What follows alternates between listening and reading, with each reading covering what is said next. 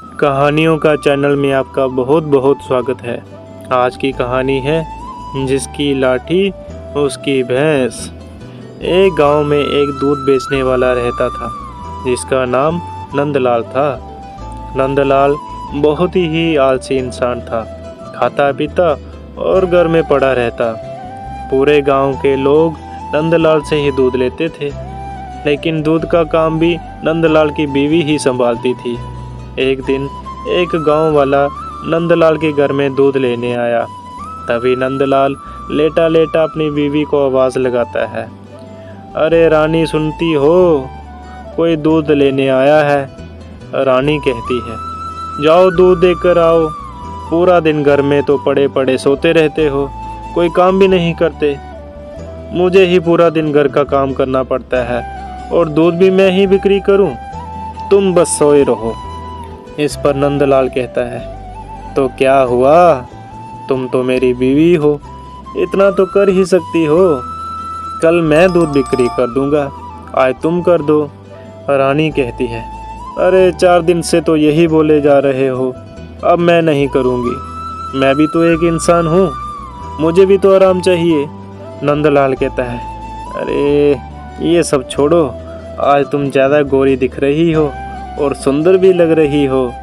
रानी अपनी तारीफ सुनकर खुश हो जाती है। ऊपर से रानी का बच्चा भी रानी की तारीफ करता हुआ कहता है, आज तो मम्मी हेमा मालिनी लग रही है। तब तक बाहर खड़ा बूढ़ा फिर से आवाज़ लगाता है। फिर नंदलाल कहता है, आता हूँ, लगता है मुझे ही दूध देना होगा। इसके बाद रानी कहती है, रुकिए, आप आराम कीजिए, मैं दूध दे देती हूँ। नंदलाल था तो बहुत ही आलसी, पर किसी को भी अपनी बातों में उलझा सकता था और सामने वाला भी बहुत ही आसानी से उसकी बातों में आ जाता था, और यही नंदलाल की खासियत थी। फिर एक दिन रानी गुस्से में नंदलाल के पास आई और कहने लगी, लगता है मनीष जी का दूध बंद करना पड़ेगा। नंदलाल कहता है, क्या उसने इस महीने के भी पैसे नहीं दिए? रानी कहती है, ऐसे करते करते तो 4 महीने हो गए हैं, पैसे देने का तो नाम नहीं ले रहा है। आज तो मैंने उसे बहुत ही भला बुरा सुनाया है। नंदलाल कहता है, तुम रुको, मैं अभी मनीष से पैसे लेकर आता हूँ। रानी कहती है, अभी मत जाओ तुम, अभी वह बहुत गुस्से में है। नंदलाल कहता है, मेरा नाम भी नंदलाल है, इंसान तो क्या मच्छर भी मेरा खून नहीं चूस सकता। मैं अभी पैसे लेकर आता हूँ। मनीष अपने घर में बहुत गुस्से में बैठा था। तभी नंदलाल वहाँ आ जाता है और कहता है, नमस्ते भाई साहब। मनीष कहता है, आज तू भी मुझे भला बुरा बोल दे। नंदलाल कहता है, ना ना भाई साहब, मैं आपको भला बुरा क्यों बोलूँगा, आप तो मेरे ग्राहक हो और ग्राहक भगवान समान होता है। मनीष कहता है, यह बात अपनी बीवी को समझा जाकर, बस 4 महीने तो दूध के पैसे नहीं दिए, मैं तेरे पैसे लेकर भाग थोड़ी रहा हूँ। रानी बोलती है, दूध पी पी कर मेरा पेट मोटा हो गया है, दूध के पैसे दे दे, नहीं तो तेरा पेट फट जाएगा। नंदलाल कहता है, रानी ने इतना भला बुरा बोला आपको, आज तो उसकी खैर नहीं।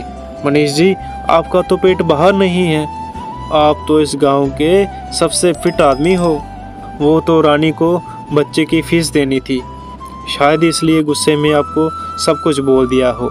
आप एक काम करो, पूरे साल का पैसा इकट्ठा दे देना, अभी रहने दो। मनीष अपनी तारीफ सुनकर खुश हो जाता है और कहता है, नंदलाल, तू तो मेरा सच्चा दोस्त है, तू ऐसा कर, अभी 1 साल का पैसा ले ले।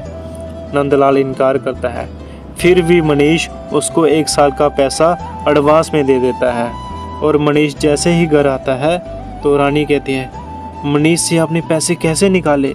नंदलाल कहता है, बस थोड़ा सा प्यार और थोड़ा सा झूठ।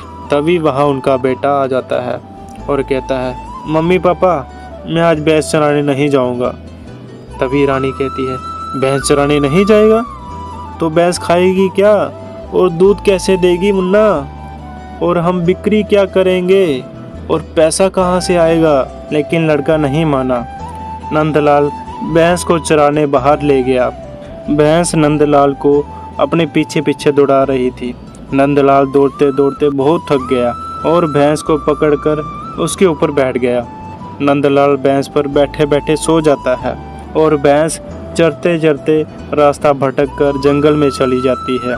जंगल में एक लुटेरा भैंस के सामने आकर खड़ा हो जाता है। लुटेरे के हाथ में एक लाठी थी। लुटेरा नंदलाल को जगाता है। नंदलाल उठकर कहता है, कौन है? मैं यहाँ कैसे पहुँचा? लुटेरा कहता है, मैं एक लुटेरा हूँ और गांव वालों को लूटकर यहाँ छिप जाता हूँ। नंदलाल घबरा जाता है और कहता है, अरे लुटेरे भाई साहब, मैं गलती से यहाँ आ गया हूँ, मेरे पास आपको देने के लिए कुछ नहीं है। लुटेरा नंदलाल से उसकी भैंस लूटकर ले जा रहा था। तभी नंदलाल कहता है, लुटेरे भैया, मेरी बीवी बहुत गर्म दिमाग की है, अगर खाली हाथ गया तो मुझे घर से निकाल देगी, कुछ तो दे दो मुझे भाई। लुटेरा कहता है, अरे कैसा मर्द है तू, बीवी से डरता है? ये ले मेरी लाठी रख ले और घर जाकर अपनी बीवी की पिटाई करना। नंदलाल लुटेरे के हाथ से लाठी ले लेता है और लाठी लेते ही उसके तेवर बदल जाते हैं और कहने लगता है, ओए लुटेरे, मेरी भैंस वापिस कर, नहीं तो अभी तेरी खोपड़ी खोल दूंगा। नंदलाल लुटेरे को बहुत मारता है। लुटेरा उसकी भैंस लौटा देता है। नंदलाल भैंस लेकर भी नहीं रुकता और उसे मारते मारते पुलिस स्टेशन ले जाता है। नंदलाल कहता है, सर, इसको जेल में डाल दो, ये लुटेरा है। पुलिस वाला कहता है, इसको तो हम कई महीनों से ढूंढ रहे थे, आपका बहुत बहुत शुक्रिया। तभी पुलिस वाला उससे पूछता है, अरे नंदलाल जी, आपने इतने बड़े लुटेरे को कैसे पकड़ा?